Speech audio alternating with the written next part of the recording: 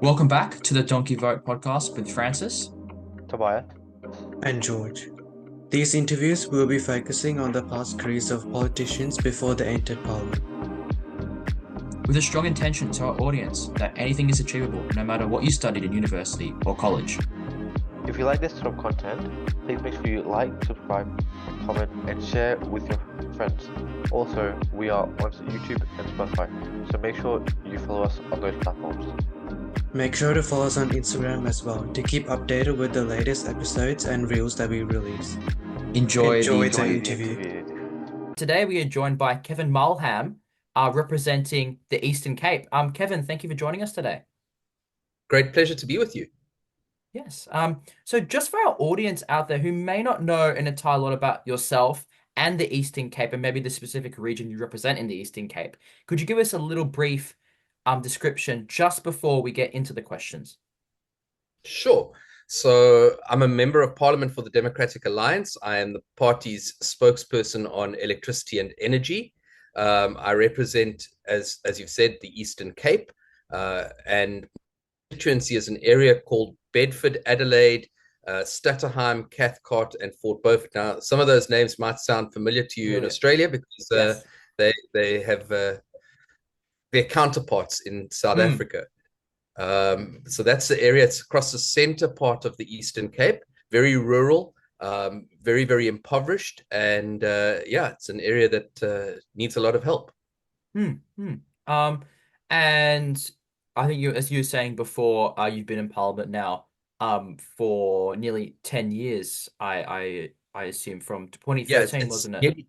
Yeah, 2013. So it's 11 years, just over 11 years now. Now, yes. So, you've always represented that area of Eastern Cape, haven't you, as well, or has it changed specifically? No, it's actually changed a bit. Okay. So my initial constituency was an area called Port Alfred and Grahamstown.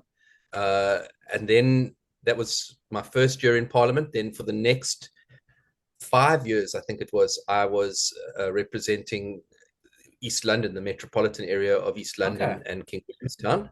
And then I moved back to Port Alfred and Grahamstown for the last 5-year term, and now the center part of the province. So yeah.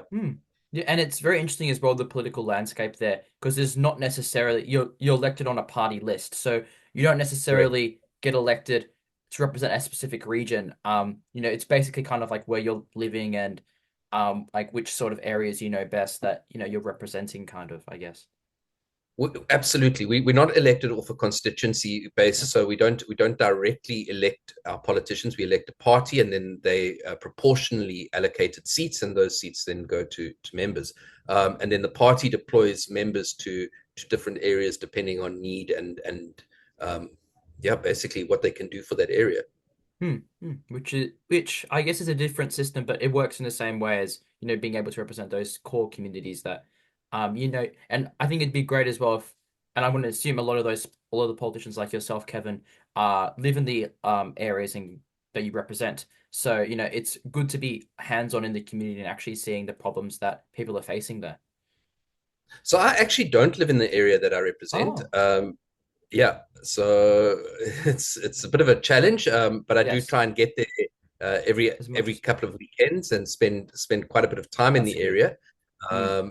And many of my colleagues don't live in the areas that they represent because we're not elected to represent the area. So we're elected to be the political leadership for that. And I'll say this: one of the things that has come out of COVID has been the remote meetings, the use of remote meetings. That's made it a lot easier to facilitate running far-flung constituencies. But you do absolutely need feet on the ground. You need visibility. You need to be present in your community and working with the people and understanding what their challenges and needs are. Which is extremely important in any sort of political landscape and for any political party. That's the key message at the end of the day, because it's the people who elect you. So you've got to be hands-on in the community, being able to, decipher and figure out their issues and try and come up with solutions for them. And sometimes they can be complex issues, but you've got to take the best action possible to help the people that you represent. 100%. I think in South Africa, most of our issues relate to basic service delivery. The vast majority of our issues relate to basic service delivery.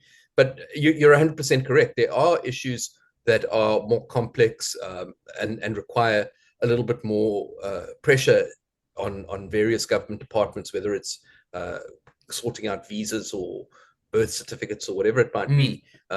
But absolutely. And I totally agree with you there, Kevin. So we might as well get straight into the questions then. So my Sure. first question to you is, how was your high school and university life? And do you have any memorable moments you'd like to share on the podcast? Wow, you really go straight for the jugular, don't you? So I moved around a lot as a kid. So I attended a number of different schools. My parents moved around, and as a result, I did. And I spent my last 2 years of school in boarding school in East London in the Eastern Cape.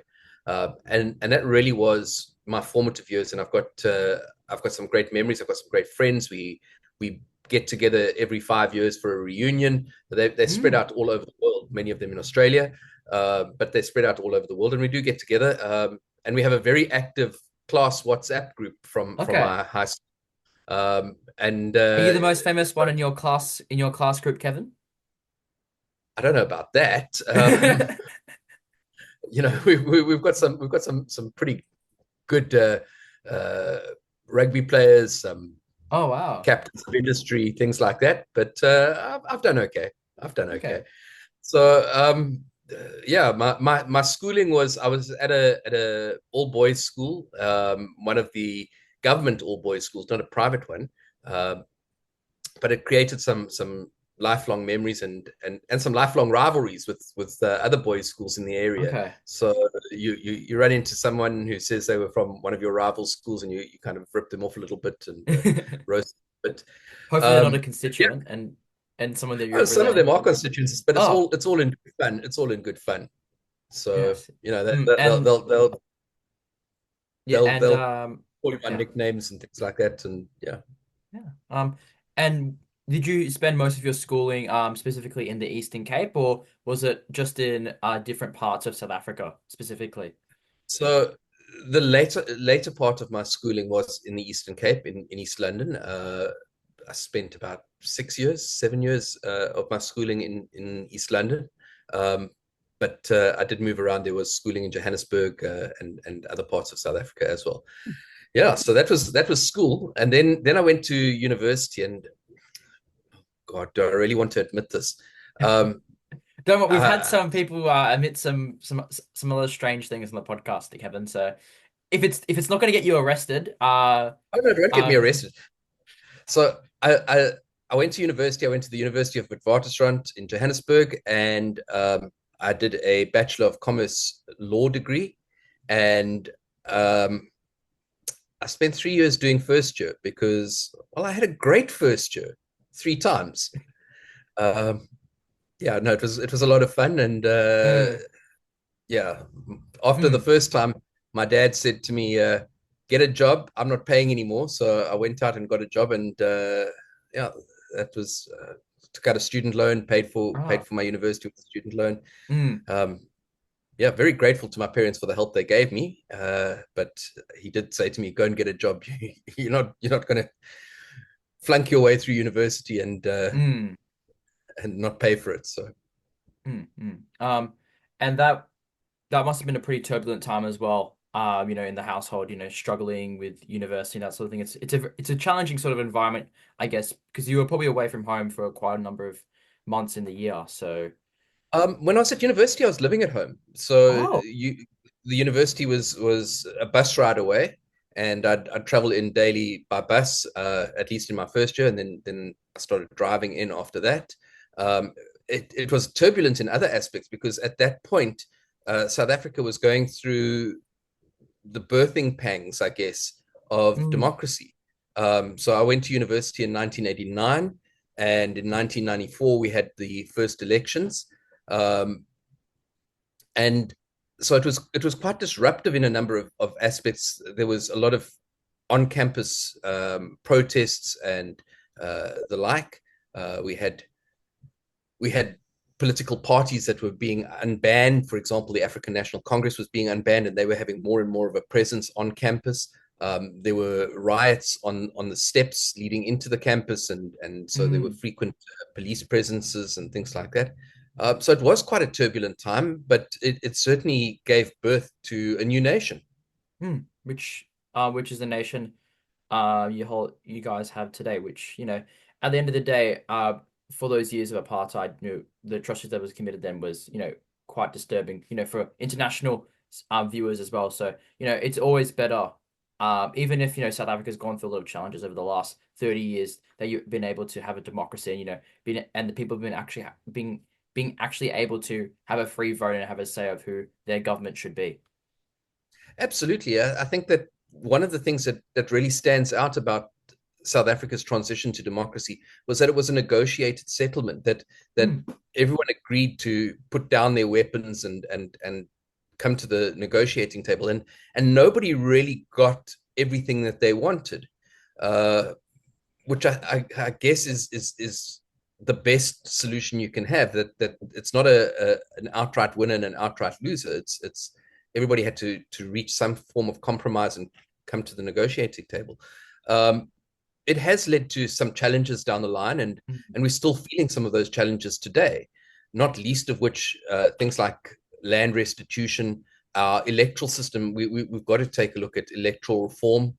You spoke earlier about how we were elected from a party list. That's one of the challenges that we face. It was negotiated as part of the initial constitutional negotiations, but there have been a number of recommendations that suggest maybe we should go to a mixed form of electoral representation, where we have a constituency and a proportional representation. So a bit model. like New Zealand in a sense with their electoral system.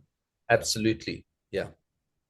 Which I guess works in both ways, because it's a bit of a compromise between both. At least, you have people who actually represent their constituencies, and then you have your list MPs who then also shadow and represent a constituency in opposition to maybe the current sitting member, which works in both ways and works quite well. 100%, and that's really where we're going to, because we're saying that, or we're seeing that the people on the ground are saying, but who is my constituency member of parliament? Who represents me as a person in the National Assembly? Who takes the issues from my little town to parliament and makes that a big deal? And so this would create a lot more accountability at a local level for politicians, which is sadly lacking at the moment. Unless you're a municipal councillor, it's lacking. Yeah, municipal councillors are obviously very localized and can't really focus on a lot of big structural issues which are represented by the federal government in South Africa. So correct. I totally see where you're getting there. And maybe eventually the constitution will change, and you hopefully will maybe implement a mixed proportional system, as you were saying, Kevin, which I think would greatly represent the South African people even better. Even if, some constituencies might be massive in terms of size because of sparse population growth, at least those people there are able to have crucial and like representation for their local communities. Because when I've looked at, some South African like voting maps, you can still see like where areas where certain political parties do well and certain political parties don't do as well. So there's no harm in actually having a constituency and this proportional sort of system of representation. Yeah. So it's exciting times, and I guess with a new country like South Africa, you're still trying to figure things out with the new republic, only still being 30 years. So there's always time for change and to make the system always better to represent the people. Indeed. Yeah. So moving on to our next question for you, Kevin. So after your tumultuous time at university, you commenced work for the Jupiter Drawing Room, a South African advertising agency handling brands such as Coca-Cola and 5FM. Are you able to talk to us about your experience in advertising and how it prepared you for Parliament? Wow. Yeah, so I came out of university. I did a postgraduate course in advertising and marketing. I'll be honest, I had planned to be a lawyer when I went into university.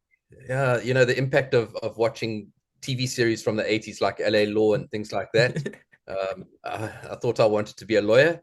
And I came out of university and I was a bit disillusioned with the law at the time. Ah, So I went in the course that I'd enjoyed the most at university was marketing.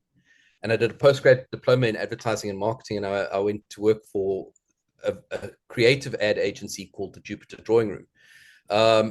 And it had been founded by an English solicitor. Anyway, I worked, as you said, on brands like Coca-Cola, and then the biggest radio station in South Africa at the time. When I say the biggest, it probably wasn't the biggest in terms of listenership, but certainly the most commercially successful radio station in South Africa was 5FM. That was one of my clients. So I worked on those brands for a while, and the learnings that I got there. Well, first of all, I learned how to deal with people.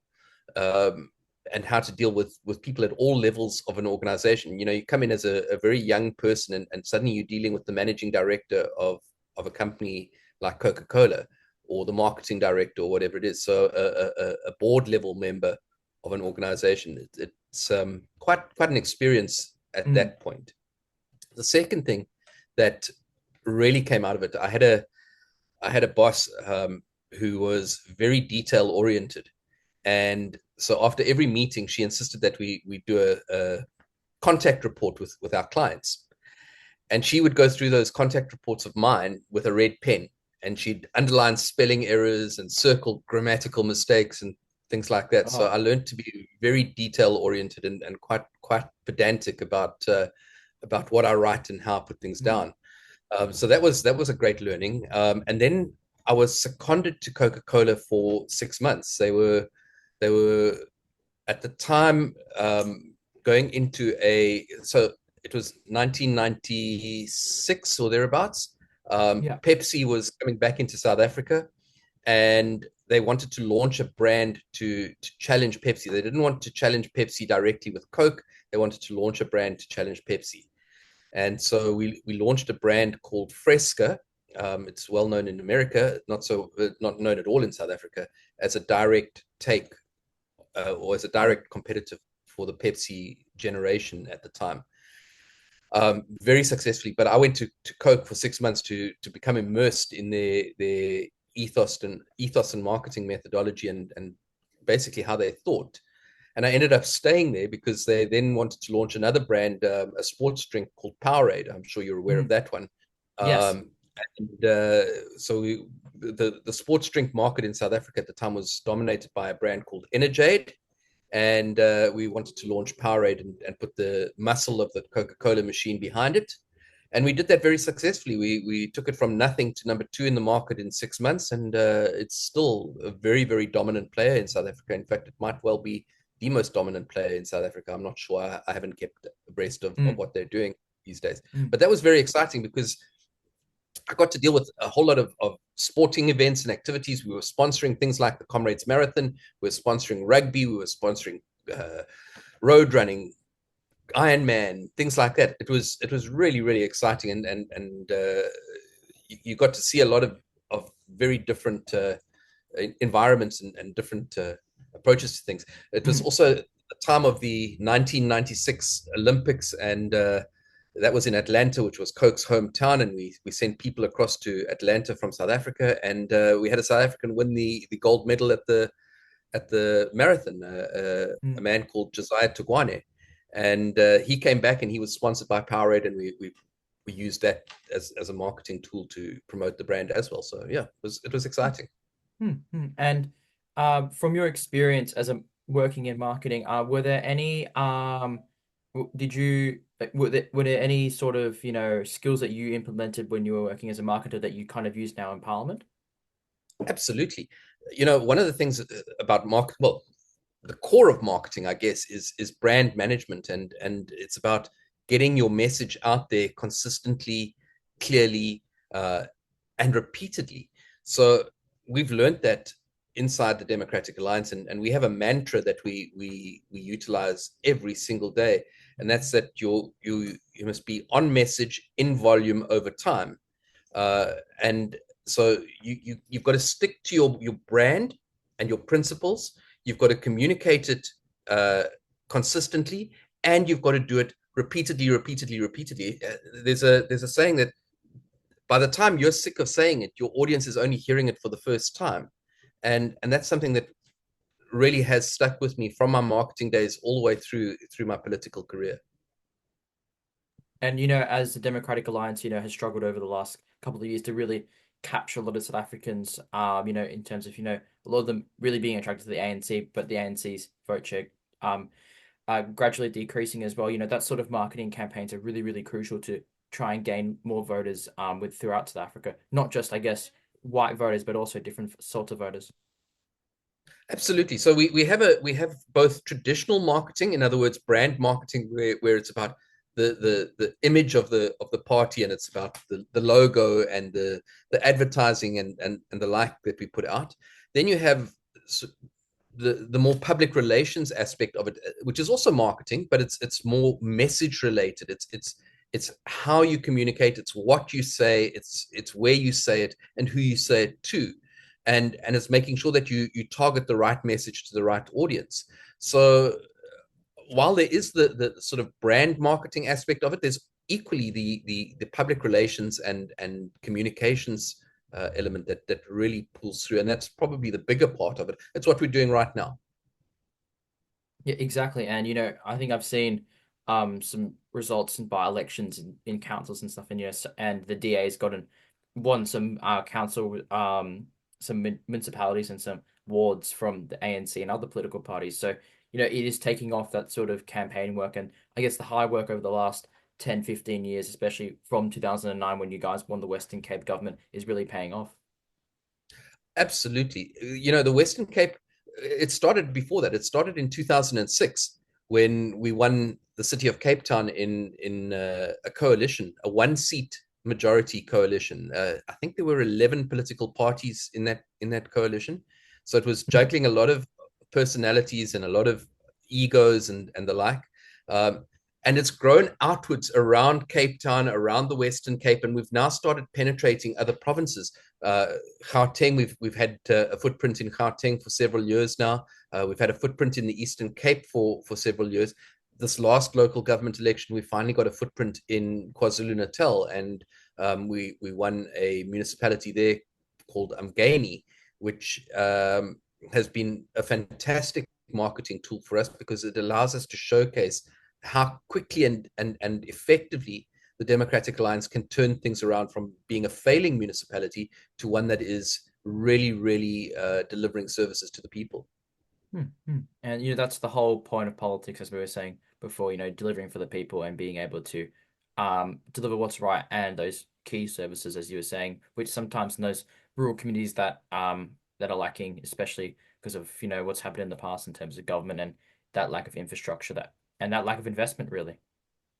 Yeah, it's the little things, it's things like potholes, it's street lights, it's water coming out your tap that you can drink, it's reliable electricity, it's refuse collection. Those are the things that the man in the street, the housewife at home, or the mother with young children, those are the things that they worry about on a daily basis.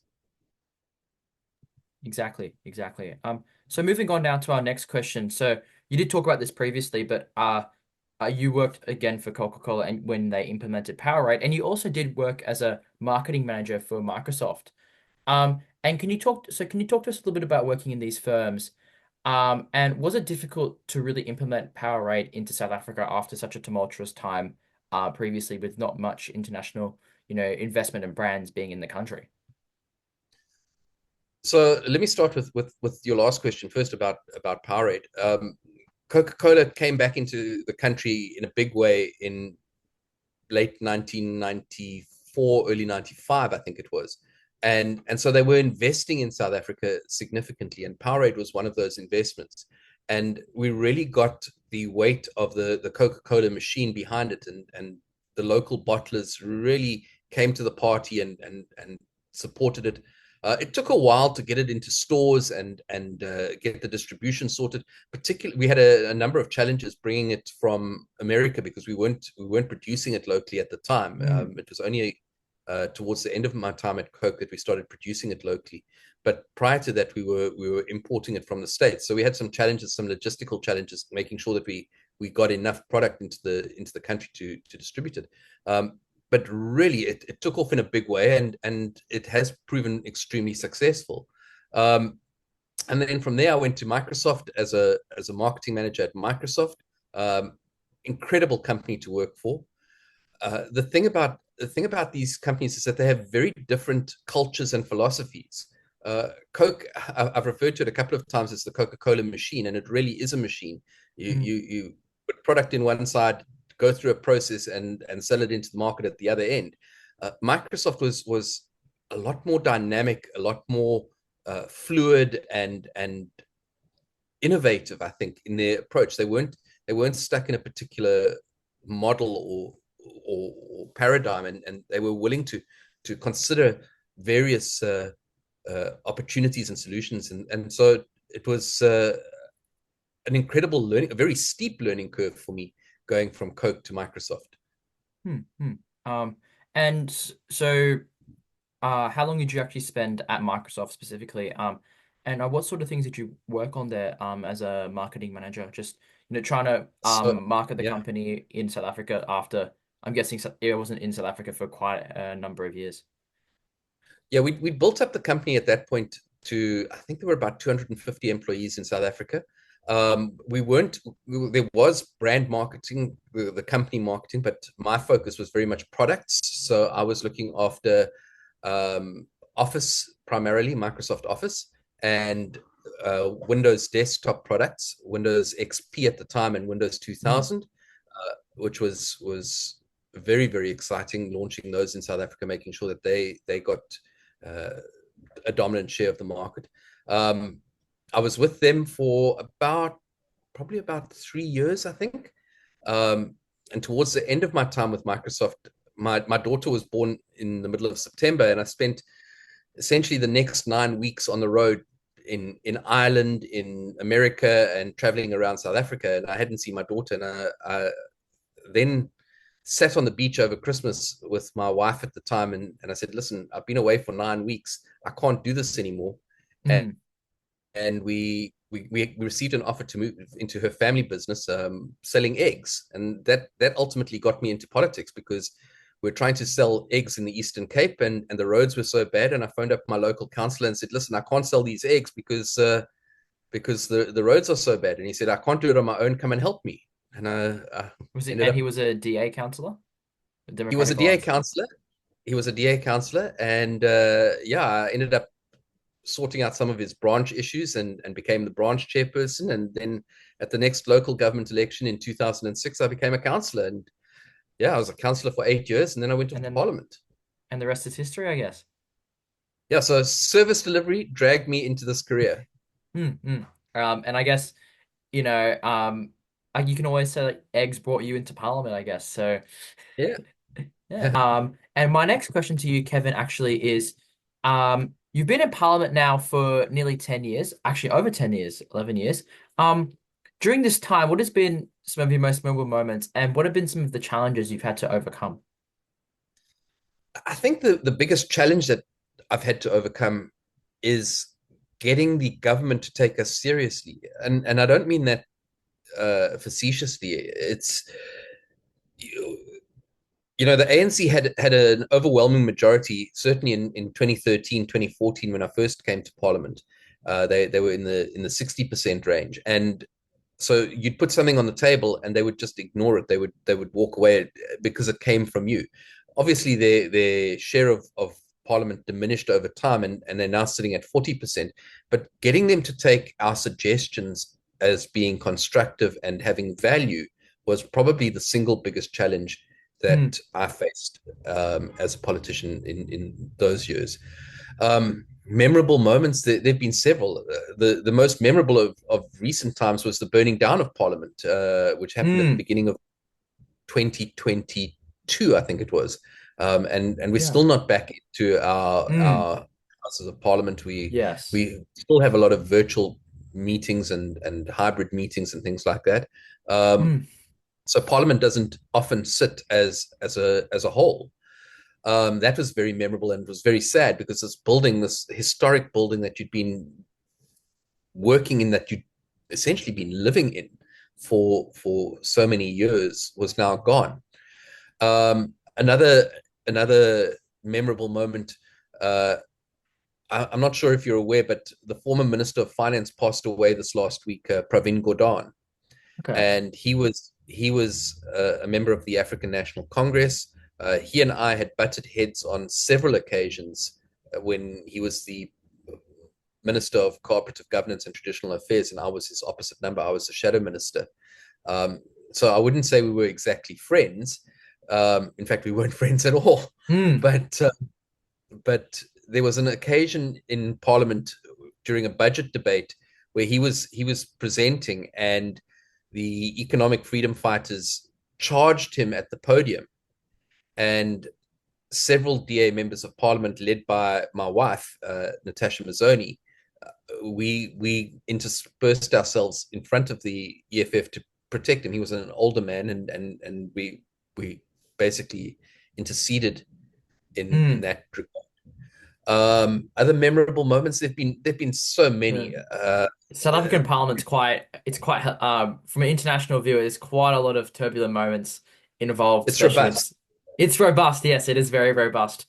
There's a When lot the of EFF first came to Parliament, it was an eye opener. I mean, you had these people in red overalls that now the arrive in red Parliament berets and everything. It was just with their hard hats, and then they get very aggressive and start yes. attacking people and getting removed from the parliamentary precinct, and it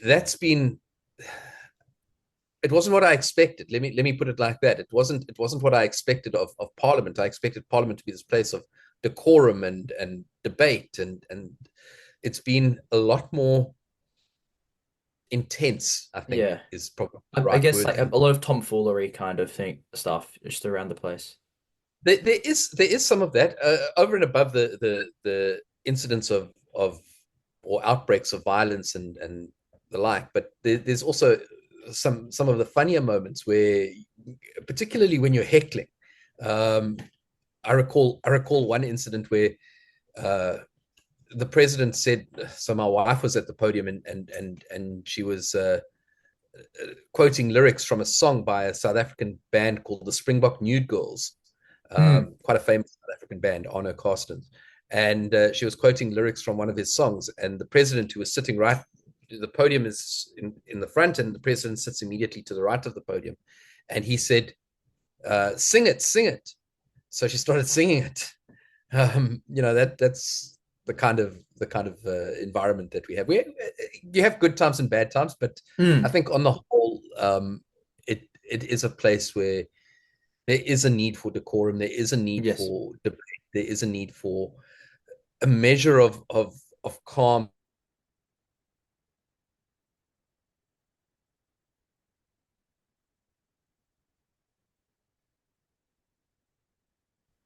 You still there? Yes, sorry, Kevin, you got cut off there a little bit. Can you hear me? I can, yes. Yes. Yeah, so as you were saying at the end, I think you got cut off a little bit. I said that Parliament is a place for decorum and maturity, and sometimes that's a little bit lacking. And I guess sometimes in the heat of the moment, even in Australian Parliament, you see some unparliamentary words getting thrown around the place. But we don't probably necessarily see as much turbulence probably to the same extent as South Africa. But I still think as well, South African Parliament, there's still a lot of stuff, great work that gets done there, around certain bills, certain, legislation that gets passed that really, really helps the local citizens, the poorest of the poor, who might be living in and squatting in some areas. One of the things that South Africa has done really, really well is they've integrated the broader public into our legislative process. So our public participation processes are very strong. They could be better. Let me be the first to state that although we interact with the public on a regular basis to get their input, it's not always taken on board by the legislators. So we go and solicit this input, Yeah. but then we don't take it into Because account. yeah, from what I've seen as well, you can like online you can write to your MP to an MP and then you can say like what you want done. And I have heard like some MPs just don't reply to their emails and their parliamentary emails like the actual parliament emails don't really get used much. But I guess that's for some MPs and others actually do use them.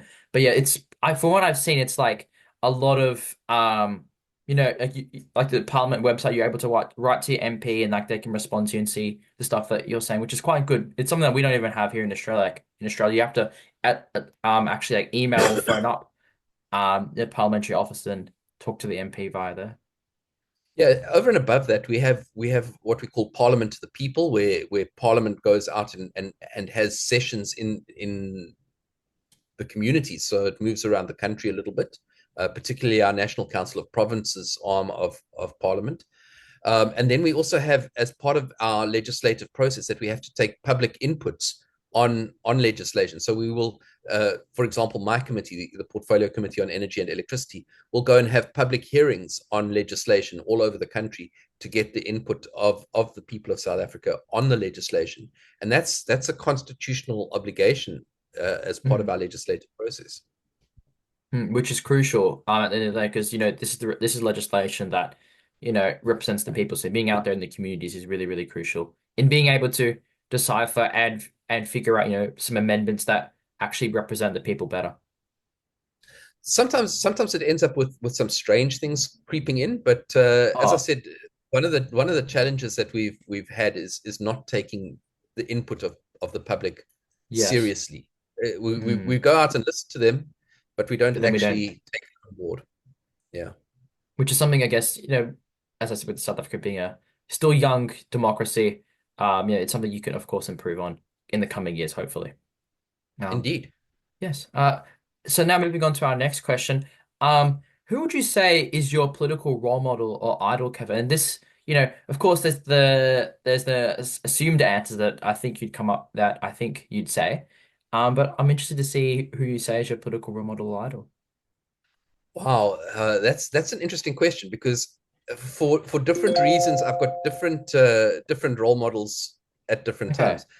Um, I think Barack Obama is certainly one of my political role models. I think that he is a person who inspired a nation and stepped up and said, "We can do this. We can bring about real change. We can make a meaningful difference."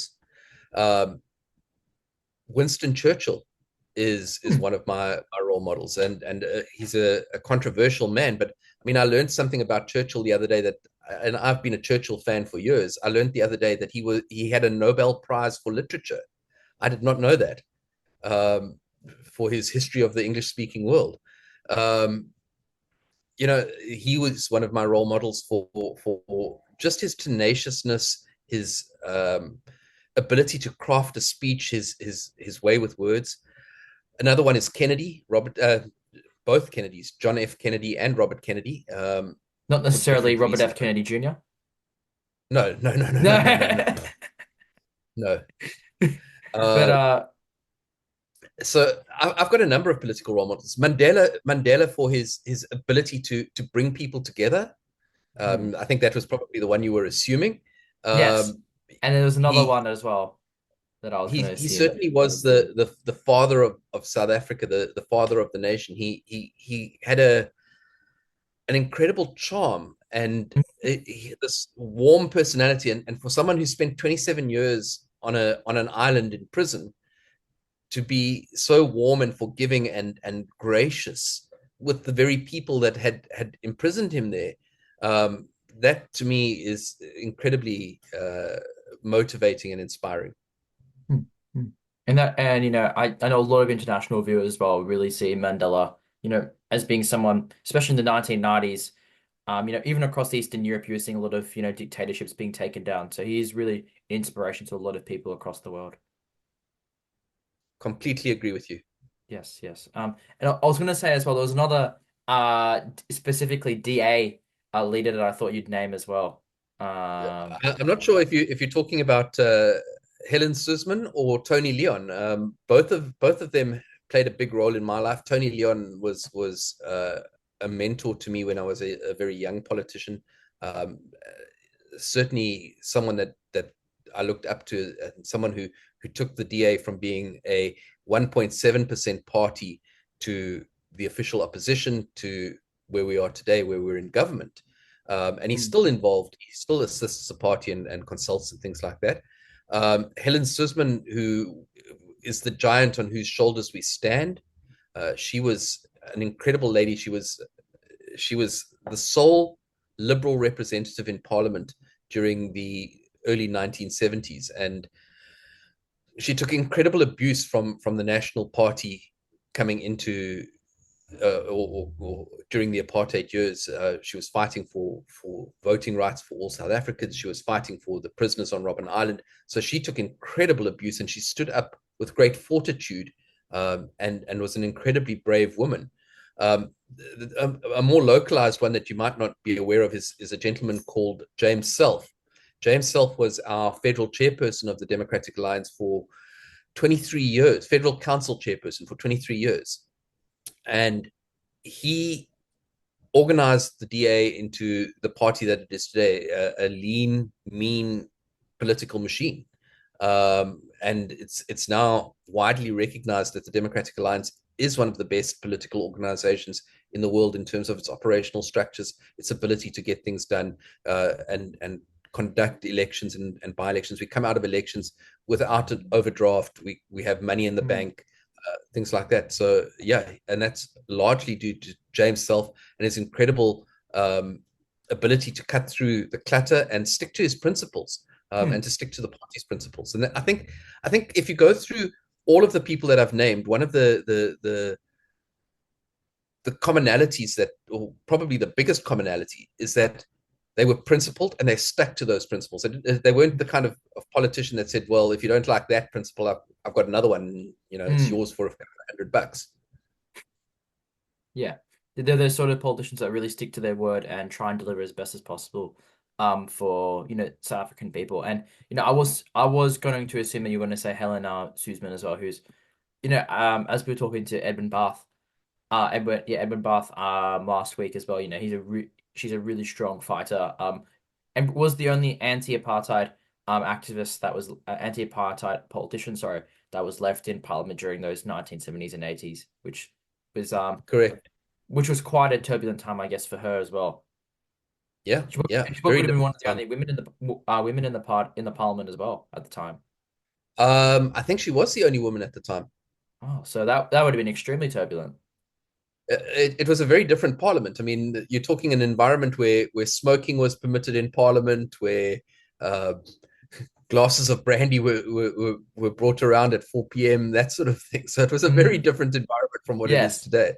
Very different. And it's great that South Africa now has been able to represent and have a lot more. I guess one of the great things actually with South Africa's politics, which is probably detrimental probably to Australia, is the fact that you've got so much representation from different ethnic groups and different people within South Africa, because you've got a lot of South Asians, especially in KwaZulu-Natal. You've got a lot of Afrikaner, white South Africans, black South Africans, Zulu, all the different ethnic groups. Everyone's really represented in Parliament, which is one of the great things about what you've been able to do during the last 30 years. And it's something even Australia's been a bit behind it in terms of having a lot more representation of people from different ethnic groups. Like, for example, in Australia, I think in our federal parliament, we only might have out of the nearly over 200 MPs, there might be maybe like 8 or 9 that are of Asian descent, which is quite stark considering how big the Asian community